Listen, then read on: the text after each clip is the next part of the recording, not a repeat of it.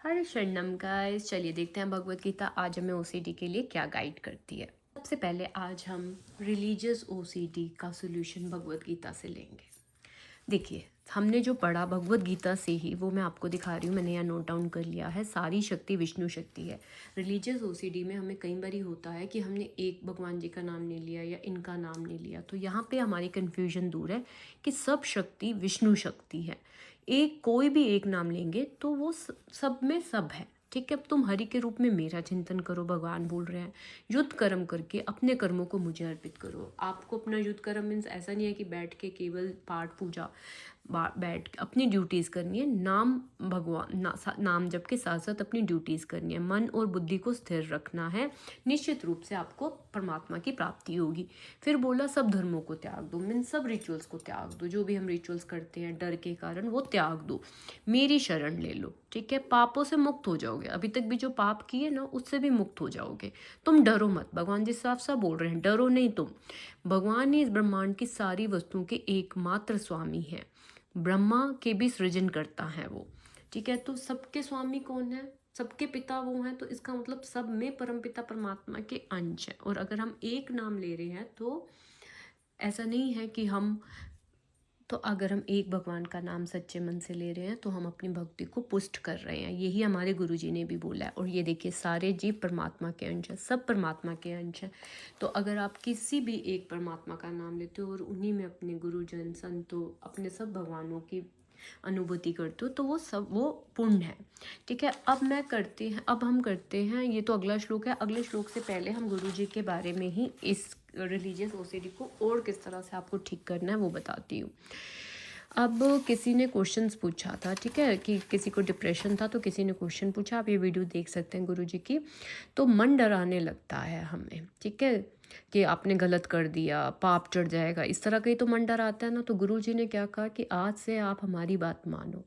ठीक है, तुमसे जो भी अपराध हो उसकी चिंता छोड़ दो। तुम उससे डरना बंद कर दो कि जैसे मैंने इनका नाम नहीं लिया, मैंने ये नहीं किया, या मैंने इंट्रूसिव थॉट्स बोल दिए भगवान को लेके, है ना, क्योंकि वो मन लेके आ रहा है, आप नहीं ला रहे। तो भगवान ने क्या बोला कि तुम उसकी, गुरुजी ने बोला उसकी चिंता तुम छोड़ दो। गुरुजी ने बोला हमें दोस्त, ठीक है, दोस्ती का क्या मतलब होता है, तुम ये करो हम देख लेंगे।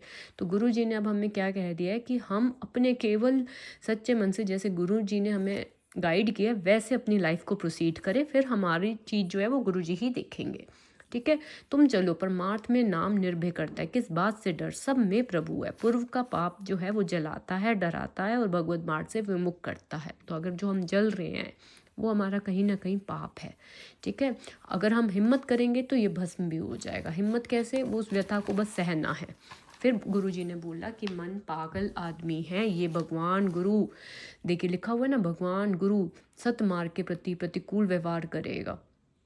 ठीक है, तो पागल आदमी है, ये सबके प्रति क्या दे सकता है? गंदा व्यवहार दे सकता है, इंट्रूसिव थॉट दे सकता है। कभी ये कहेगा कि अच्छा इनका नाम नहीं लिया, क्या भगवान एक दूसरे से थोड़ा ना जेलस करते हैं, है ना। लेकिन ये कौन करता है? ये मन करता है। तो पागल कुछ भी करे तो क्या बुरा लगेगा आपको, है ना? बुरा लगेगा नहीं ना। तो हमें केवल देखना है कि ये पागल है, दृष्टि, ठीक है, ये कुछ भी सोच सकता है, इसको अलग बिल्कुल तटस्थ भावना से देखना है। साक्षी भाव, फिर से आ गया हमारा हल, साक्षी भाव। हमें देखना है कि ये हमें डरा रहा है, थॉट्स में फंसा रहा है, तो हमें क्या होना है? तटस्थ। ना हमें उसको हाँ करना है, ना हमें उसे ना करना है, तटस्थ। वो अपने आप पवित्र हो जाएगा। ठीक है, तो यहाँ पे एक गुरुजी ने बड़ा अच्छा एग्जाम्पल भी दिया था कि एक साधक बहुत डर गए थे और वो गुरुजी के पास आए थे कि मुझसे अपराध हो गया। तो गुरुजी ने क्या बोला था? कोई चिंता नहीं करनी, तुम्हें कोई पाप नहीं लगेगा, क्योंकि ये मन का कार्य है। किसका है? मन का है। मन से आपको लड़ना है, ठीक है, तेरी बात नहीं माननी, खत्म, है ना। अब हमें ये भी स्वीकार करना है कि कोई ओसीडी हमें नहीं है। मन के खिलाफ बातों को काटना है, पागल नहीं, जैसे नहीं मानते, डरता नहीं। कोई पाप लगे, चाहे वो श्री जी गुरु किसी संत के प्रति भी सोचे, जुबान से बस हमें नहीं बोलना। किसी के प्रति भी जो सोचना है उसको गंदे से गंदा, नेगेटिव, डरावने वाले विचार देने हैं तो। लेकिन हमें क्या करना है? हमें गुरु की बात माननी है, तो हमें ब्रह्म प्राप्ति हो जाएगी। ताकि हम ओसीडी फ्री हैं। साक्षी भाव, मन की बात को अनसुना करना है, हमें स्वीकृति नहीं देनी किसी भी मन की बात को। ठीक है, तो कोई भी ओसीडी नहीं है। तो मन की बात को अनसुनी करने के लिए बोला गया। और जो पाप हो गए, गुरुजी ने कहा कि उसकी चिंता मत कर, पीछे जो हो गया, लेकिन अब पाप नहीं करने।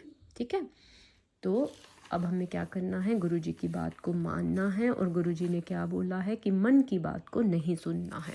तो रिलीजियस ओसीडी का सोल्यूशन यही है कि मन कर रहा है ये चीज़, मन के करने से हमें कोई पाप नहीं लगता।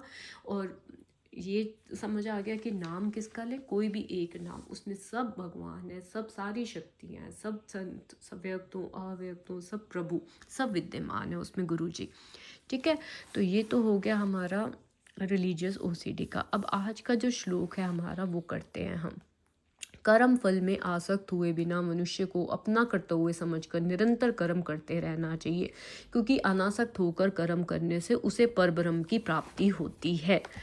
ठीक है, देखिए, भक्तों के लिए श्री भगवान परम है। कर्म फल से अनासक्त होकर हरि के लिए हरि भावनामृत में कार्य करता है। अर्जुन से कहा जा रहा है कि वह हरि के लिए कुरुक्षेत्र के युद्ध में लड़े, क्योंकि यही हरि की इच्छा है कि वह ऐसा करे। अब भगवान हमें भी क्या कह रहे हैं, हरि के लिए हम क्या करें, युद्ध में लड़े।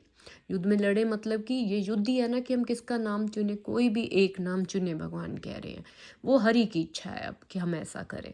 ठीक है, उत्तम व्यक्ति होना या अहिंसक होना व्यक्तिगत आसक्ति है, किंतु फल की आसक्ति से रहित होकर कार्य करना, परमात्मा के लिए कार्य करना। और जब हम फल की आसक्ति नहीं रखते कि अच्छा मैं ऐसे करूँगा तो ऐसा अच्छा इंट्रूसिव थॉट्स आ रहे हैं, नहीं, आपको कोई भी ऐसी आसक्ति नहीं रखनी, तो उस कार्य को परमात्मा के लिए कार्य कहा गया है।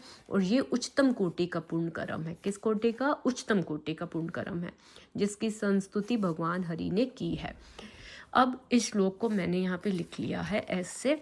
अब हम देखते हैं हमारे लिए ऑर्डर क्या है। सबसे पहले ऑर्डर है कि कर्म फल में आसक्त हुए बिना आपको कार्य करना है। आपको, अगर आप जॉब कर रहे हैं तो आपको ये नहीं सोचना कि मेरा प्रमोशन होगा मैं तभी करूँगा, इस तरह की चीज़ें नहीं। आपके हाथ में क्या है, 100% ड्यूटी करना, अपना 100% देना, उसके बाद जो होगा वो आपको छोड़ देना है।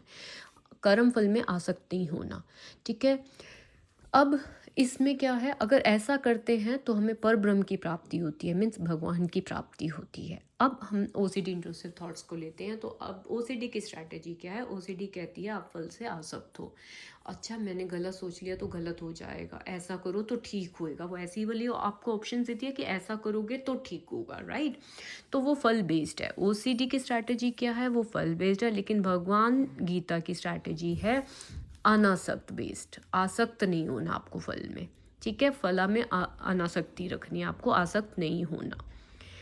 ठीक है, तो ये है हमारा आज की स्ट्रैटेजी। तो क्या स्ट्रैटेजी हमारी होगी? अगर हमें कोई भी थॉट आएगा तो अगर वो आपको दिख रहा है कि फल बेस्ड है, आप नहीं करोगे। अनासक्त बेस्ड कि मैंने अपनी पूजा कर ली, अब मुझे बैकग्राउंड में कोई भी थॉट्स आ रहे हैं, डजेंट मैटर।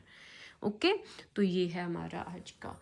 अब आती है, अब मेरी लास्ट 2 मिनट्स जो है वो हम बात करेंगे कि टेक्निक्स को लेके। क्योंकि अब देखिए, अब गुरुजी ने बोल दिया ना आपको कोई ओसीडी नहीं, अब आप सब विकृति मत दो, this is just a game. अब हम गेम की तरह बस प्ले कर रहे हैं इसे। आपको अपनी टेक्निक स्ट्रांग रखनी है, माइंडफुल ज़रूर रहना है। माइंडफुल क्या रहना है कि आपको पता चल जाता है, जैसे मैं पूजा करने जा रहा हूँ, वो ट्रिगर पॉइंट्स होते हैं। ठीक है, ठीक है, अब मेरे को एंग्जाइटी आ सकती है, खाना बनाने जा रहा हूँ, अब ये विचार दे सकता है कि सब भगवान के लिया या नहीं लिया, इस तरह से।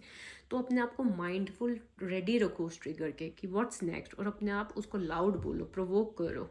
ठीक है, I gonna do this, I am going to feel anxiety, I know things are going to come at my things. ठीक है, so I am ready for the threats, let them come. तो जितने आप थ्रेड्स के लिए ready रहोगे, वो OCD उतनी ही वीक होएगी। ठीक है, let them come, give me threats, I am ready whatever comes on my way. आपका मेन इस गेम के जो स्ट्रैटेजी, जो प्रिंसिपल है, वो है नॉट बीइंग स्केयर्ड। आपको डरना नहीं है और माइंडफुल रहना है। 2 प्रिंसिपल, साक्षी भाव, mindful. Second, you don't have to be scared. Scared नहीं रहना आपको, इस गेम में विजयी होना है। ठीक है, क्योंकि अब आप ओसीडी से बाहर हैं, आपको हर भगवद गीता से स्ट्रैटेजीज मिल रही हैं। आज की स्ट्रैटेजी क्या है, मुझे लिखकर बताओ कि आज की स्ट्रैटेजी क्या है भगवद गीता के श्लोक से। ओसीडी वर्सेस भगवद गीता, ऐसे आप लिखोगे। ओसीडी क्या चाहती है? ओसीडी चाहती है फलासक्त हो हम। भगवद गीता आपको साफ साफ बोल रही है कर्म फल में आपको आसक्ति नहीं रखनी है।